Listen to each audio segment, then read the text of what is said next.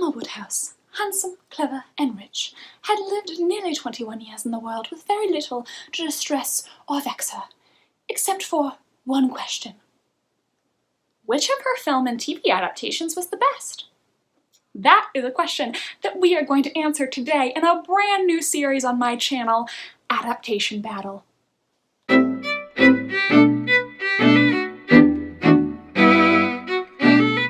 Hello, beautiful people of the internet. How are you doing today? My name is Jackie and welcome back to my YouTube channel. So for several months now, I've had the idea to start a new series on my channel where I compare different film and television adaptations of novels in order to decide which one is the best adaptation. And since a couple months ago I rewatched Emma 2020 and the 2009 miniseries, I decided that Jane Austen's Emma would be perfect for the inaugural episode of Adaptation Battle.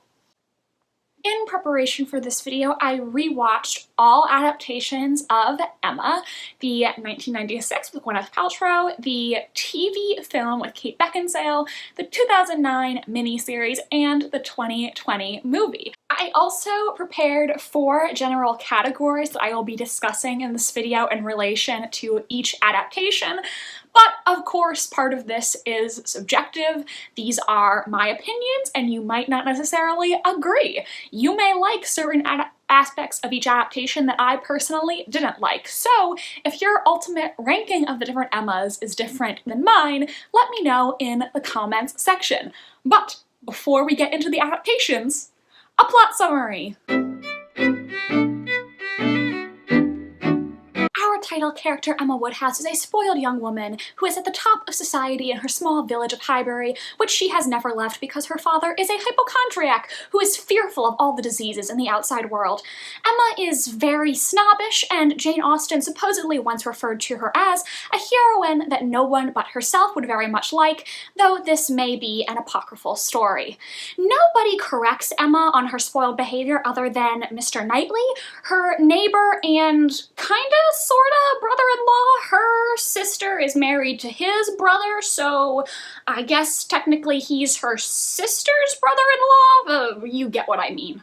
After Emma's former governess, Miss Taylor, marries local man Mr. Weston, a match that Emma credits herself with setting up, she decides that she enjoys matchmaking and wants to find other potential spouses, an idea which Mr. Knightley thinks is not a great one. She takes under her wing a young girl named Harriet Smith, who Emma convinces herself must be the illegitimate daughter of a very important person.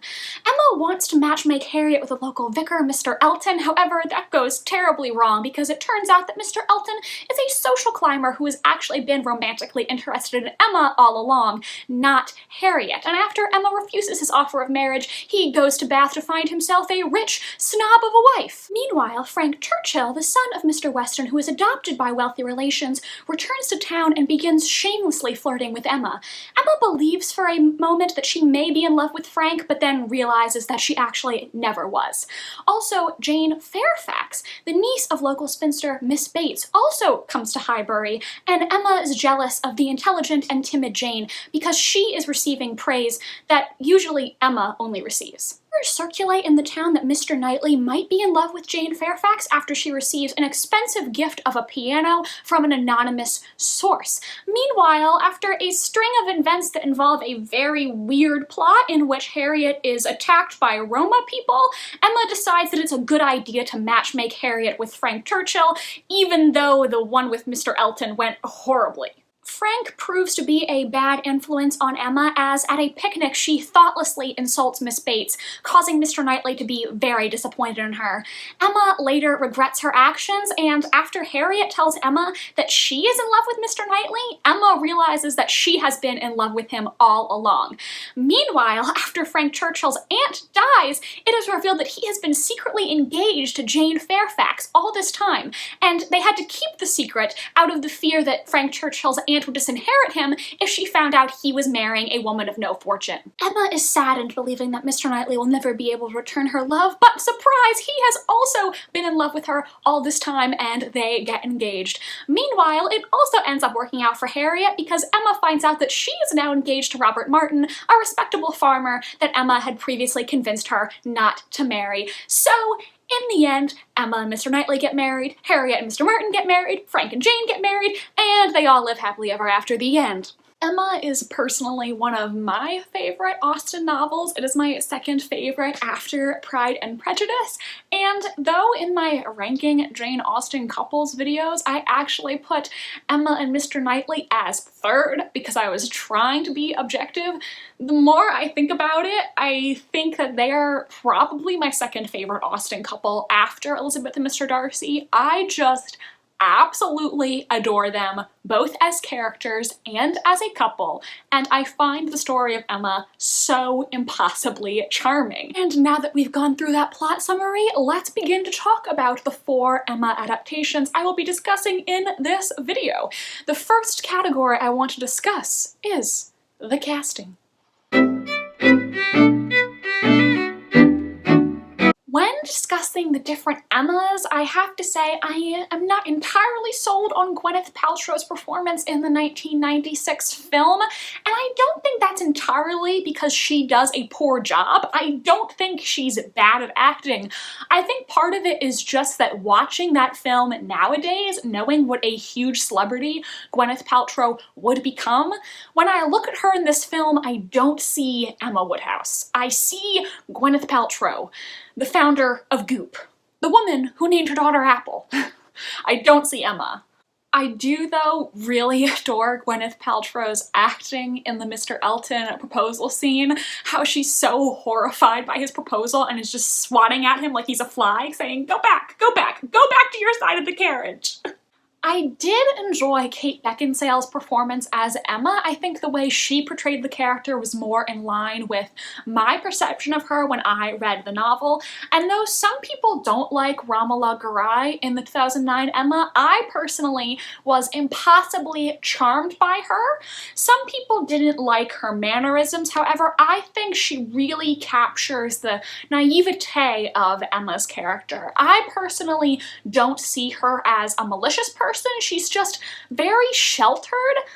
I think both of those performances capture that part of Emma's character, and they show that she's not malicious. She just thinks that she knows best because no one in her life has ever been honest with her other than Mr. Knightley and her governess to a lesser extent. As for Anya Taylor-Joy in the 2020 Emma, I think she is a great actress and her portrayal of Emma is fun. Also, she got a nosebleed on cue. I mean, like, come on, that's talent. The problem that I have with 2020 Emma is partially due to the way the character is written in that film. When I watched this film with my mom, who has never read the novel Emma, she really could not sympathize with Emma in this version, and I kind of agree. I think in some aspects, the 2020 Emma comes across as too mean. She can be a very high school mean girl, and that's just not the way that I see the character. I like the Kate Beckinsale and the Romola Garai performances better because I think they make Emma more sympathetic, though Anya Taylor-Joy is an incredible actress, don't get me wrong. As for the Harriets, I did really like Toni Collette in the 1996 and also Mia Goth in the 2020. I think the actress who played her in the 2009 played the character a bit too stupid.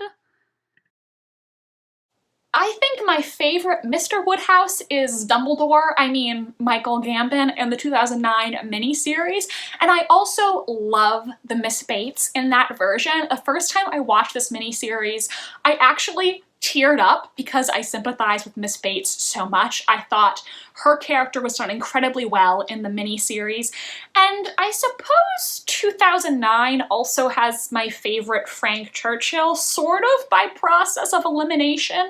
I think the 2020 Frank was a little bit too mean, and in the 1996, I really cannot take Ewan McGregor seriously with that terrible wig they put him in. I really could not appreciate any aspect of his performance because every time he was on screen, I was just looking in horror at that wig. As for the TV film, I honestly do not even remember the Frank in that version. I cannot visualize him in my mind. So I suppose that makes the 2009 Frank my favorite. I do like how they fleshed out his character a little bit more in this miniseries. Frank Churchill is a strange character because though he fits the rogue archetype, he's not a rogue in the same way someone like Mr. Wickham or Mr. Willoughby is. He doesn't do anything on that level of horrible. He's just kind of a bit of an ass. I do absolutely adore Josh O'Connor's Mr. Elton in the 2020 film. He is just so ridiculous with his tantrums. I cracked up at his performance multiple times, and while we're speaking of Eltons, the Mrs. Elton in the television film was a bit cringe. I don't know what accent she was going for in this movie, but I could not take anything she said seriously. And yes, Mrs. Elton is not a serious character, don't get me wrong, but her performance was just so odd. Every time she spoke, all I was thinking about was, what kind of voice is she doing? What is that? Oh, now, finally, let's talk Mr. Knightley's. I love Mr. Knightley. Every Mr. Knightley is a good Mr. Knightley. Well, not the TV film Knightley. I have to say, I did not like Mark Strong's performance in the TV film at all. Listen, Mark Strong might be a very nice person in real life, but his interpretation of the character goes so against the way that I imagine Mr. Knightley. He comes across as incredibly patronizing, and I don't like it. He raises his voice at Emma sometimes, and in the badly done scene, he actually grabs her by the arm and puts her forcefully in the carriage like she's a child and he's putting her in timeout. I didn't believe that they were actually friends. I didn't believe that he actually loved her. And also, there's this really uncomfortable moment where when he proposes, he looks into her eyes and says, "I held you in my arms when you were a baby." Ew! Yes, Mr. Knightley, we get it. You're an older man, but you brought this up right now because why? Oh, it was gross. It was gross. The 1996 Knightley, played by Jeremy Northam, is just a dreamboat. He is so handsome and debonair. I love him. The only problem is I think the film really underutilizes him. I wanted more Mr. Knightley in my life. I mean, you can never have too much Mr. Knightley, am I right? Johnny Lee Miller's Mr. Knightley in the 2009 miniseries I also really love. He comes across as so caring and compassionate, and I did believe that he really does care about Emma deeply. I also love some of his facial expressions. They are priceless. Johnny Lee Miller also has experience playing another Jane Austen romantic hero, Edmund, in the Mansfield Park film, and I learned while researching for this video that he also used to be married to Angelina Jolie. I had no idea. He was husband number one before Billy Bob, before Brad. I never knew this. I was shook. As for Johnny Flynn's Mr. Knightley in the 2020 film, I love him also.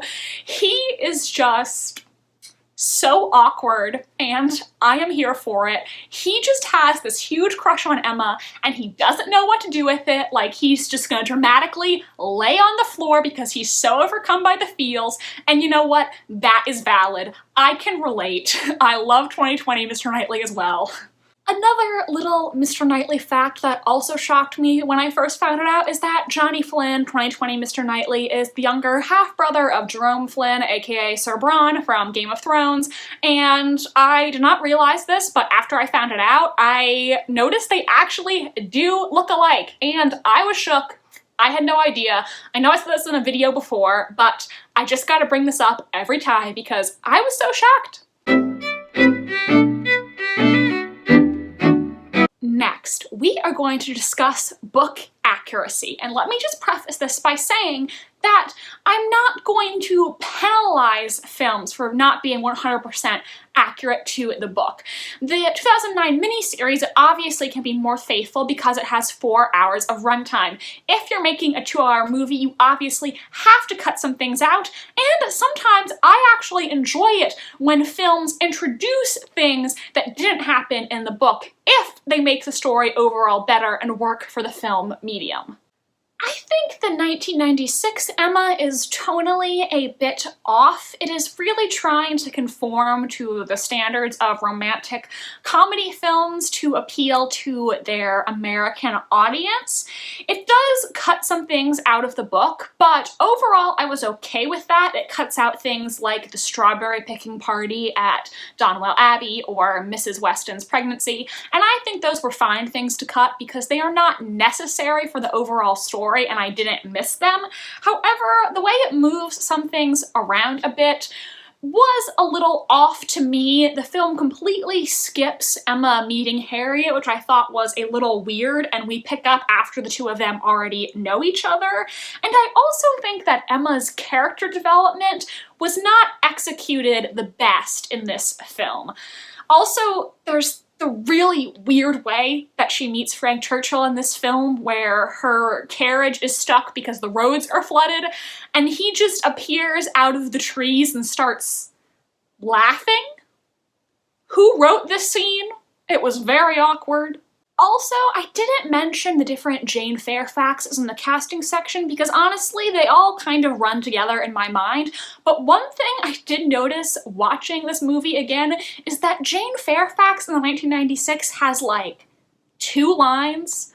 It's really strange. I feel like if you were watching this movie and you hadn't read the book, you might forget who Jane Fairfax is because she is just so not relevant until the very end. Now, the Emma TV film is extremely accurate to the book. However, in this case, I actually think that's not great because this film is only about 90 minutes, and since they insist on fitting in every single plot point from the book, every single event, every single conversation, things feel like they are happening just one on top of another on top of another. The pacing is off. I think they should have cut a few unnecessary things out in order to make the overall flow of the film better. There just wasn't enough runtime to do everything they tried to do. Like I said, the 2009 Emma is the most accurate to the book, and it does have better pacing than the TV film, but that's partially because they have a much longer runtime than the other films, which are 90 minutes to 2 hours in length, whereas this miniseries had 4 hours to play with, so it could fully flesh out all the different aspects of the story. Some people don't like that the 2009 does replace some of Austen's witticisms with original dialogue. I will say, when watching this, it doesn't bother me because I do think overall the miniseries stays true to the original feel of the Emma book. I think the miniseries really captures that charm that I found in the novel when I read it.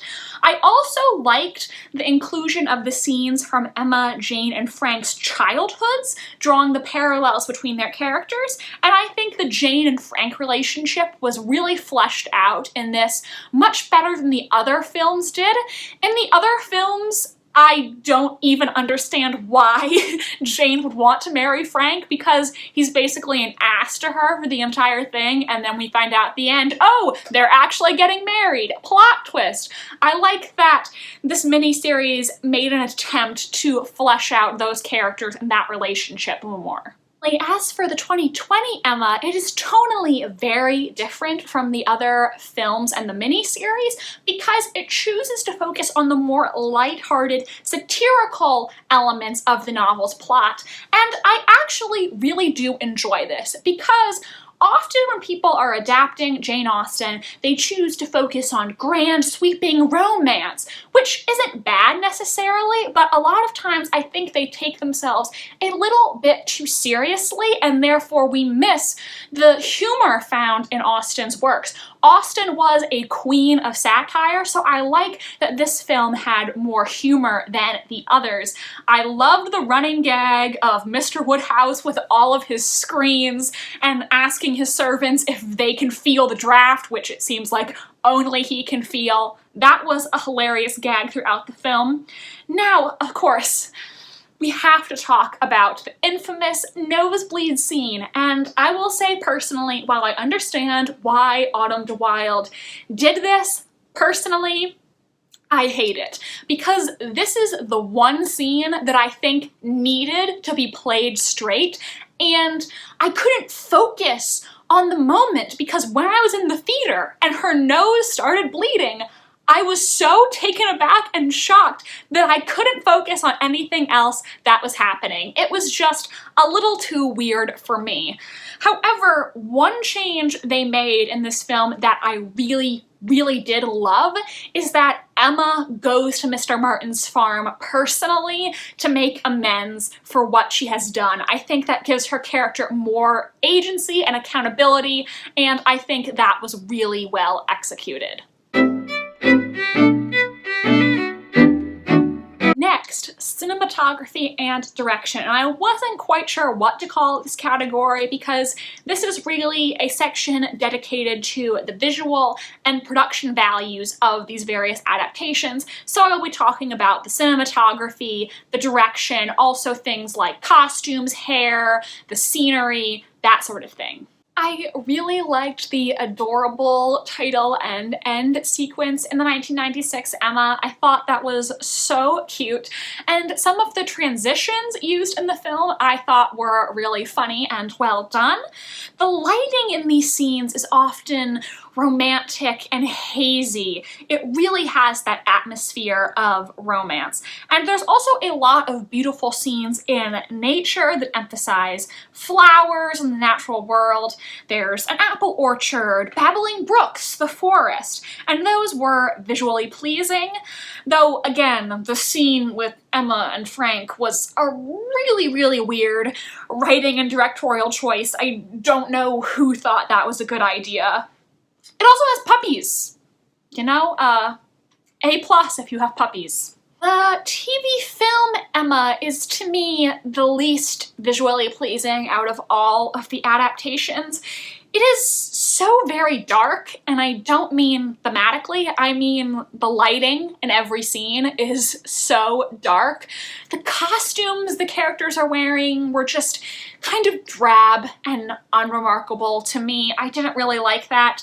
There's also a lot of sepia tones. The color palette in this film did not do it for me. And I just think that it was missing the charm, the spirit, the whimsy that I found in the other adaptations. However, one thing about this film that I did really enjoy is I liked the choice to include these fantasies of Emma's. I think that really shows her character's naivete, such as when she's imagining in her mind this grand scene of Jane being saved by Mr. Dixon on this large ship ravaged by giant waves. And I think it also shows that she genuinely believes she is helping people, such as when she imagines Harriet and Mr. Elton being very happily in love because of her influence. I think that definitely helped establish Emma's character, and I think including those scenes really does work in a film. It reminded me of the Northanger Abbey TV film, and I think these may have been written by the same person, so I guess this is a device that he enjoys using. I really like the village used for Highbury in the 2009 miniseries. I think it is adorable and quaint, and I love some of the visuals in this film as well. I do think one awkward directorial choice that you also see in the other adaptations as well, though I'm not sure if it's in the 2020 as much, is sometimes the characters are talking to themselves, which is just because, obviously, in a novel, you can have a character's inner monologue, but you can't do that in a visual medium, so the director will have the characters be thinking out loud to themselves, which may feel a bit unnatural. I do really like the costumes in the 2009, and I like how what the characters are wearing changes with the seasons as they pass. It really gives an element of authenticity, and the hairstyling in 2009 is both good and bad. I don't think the way that Emma's hair is done is very accurate to this period, but if you look at the hair of a character like Harriet or Mrs. Elton, that is extremely accurate to how women wore their hair in this period. Regency era women would often wear their hair up with little springy curls in the front, and they would actually cut their hair shorter in the front so they could achieve this hairstyle. Another creative choice in the 2009 that I love is the choice to have Mr. Knightley always sit in the same chair, and so then once he leaves to go to London, we have this scene where Emma is staring at this chair thinking about the upholstery, but she's not really thinking about the upholstery. She's thinking about how this is Mr. Knightley's chair and he always is there sitting in it.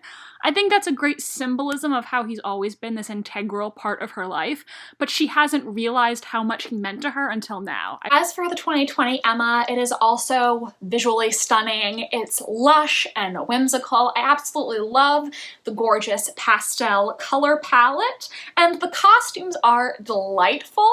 I actually have seen people in YouTube videos talk about that even though some of them are a bit ridiculous, they are, for the large part, historically accurate. Also, Emma's hair in this film, pretty good, if you ask me. I think my only issue with directorial choices in this film is, though it did a great job capturing Austen's social satire, I do wish there were a few more serious moments. I think that the proposal should have been played straight. It was just not quite there for me. Overall, I did really enjoy this. It was beautiful, it was funny. There were just a couple things that I did not love. And finally, overall enjoyment. And obviously, this is just my personal opinion. But hey, this is my video and this is my ranking. Now, when I rewatched the 1996 Gwyneth Paltrow film for this video, I did enjoy it much more than I thought I would. I've heard so many people say this is their least favorite Emma, and I still thought it was a lot of fun. Again, it leans more into the romantic comedy conventions to have a wider appeal, and it's not the most accurate to the book, but it's still a good film, and I would watch it again, probably. The 2009 is personally my favorite. I think it just speaks to all the elements of the original story that I love so much. There's really very little that I dislike about it. I got so absorbed in it while watching it. It made me happy, it made me emotional, and just talking about it in this video, it makes me want to watch it again, even though I just watched it like 2 or 3 months ago. I also really did like the 2020 film. I love the spirit and the whimsy of it. It is a lot of fun. It made me laugh. And the one that I liked the least was the television film. Now, I might be biased because I had never seen this one before, and I only watched it for the first time to prepare myself from this video. But to paraphrase Marie Kondo, this one did not spark joy. There wasn't anything that was really severely wrong with it, but to me, it did not have the charm that I found in all the other adaptations and in the novel itself. It was just okay. It didn't make me feel the same level of happiness as the others, and Honestly, I don't see myself ever rewatching it. So there you have it. And now we're going to get to the results of this adaptation battle. If I had to rank the 4 Emma adaptations, my personal favorite is Emma 2009. I absolutely adore this version. I love the performances, I love the visuals, I love the writing, I love everything about it, and it is the one that I think I would most like to watch again. Second, I have Emma 2020, which I do also really love. However, there were a few writing and directorial choices that I didn't personally like. I understand where they were coming from, but it just didn't line up with my perception of the characters as much as 2009 did, and that is something that's very personal. It's a personal opinion, and I can understand why 2020 is some people's favorites. I do think it is still really good, and I would rewatch it. In third, I have the Gwyneth Paltrow Emma, which I did still enjoy. I didn't like it as much as the first two. However, I thought it was a solid film, and unfortunately, the one that I liked the least was the Kate Beckinsale TV film. This one just, it didn't capture what I love so much about the novel. It was the least enjoyable for me, and I don't think I would watch this one again. I hated the way Mr. Knightley's character was portrayed, and I just didn't buy into the story or the romance in this one. Well, everyone, I hope you enjoyed this first episode of Adaptation Battle. Let me know if you enjoyed, and if you would like to see more adaptation battles in the future, let me know. What book-to-film adaptations would you like me to cover in future episodes?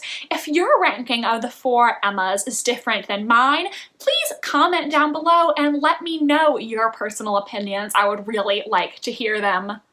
My social media links are down below if you want to follow me on Tumblr, Instagram, or be my friend on Goodreads.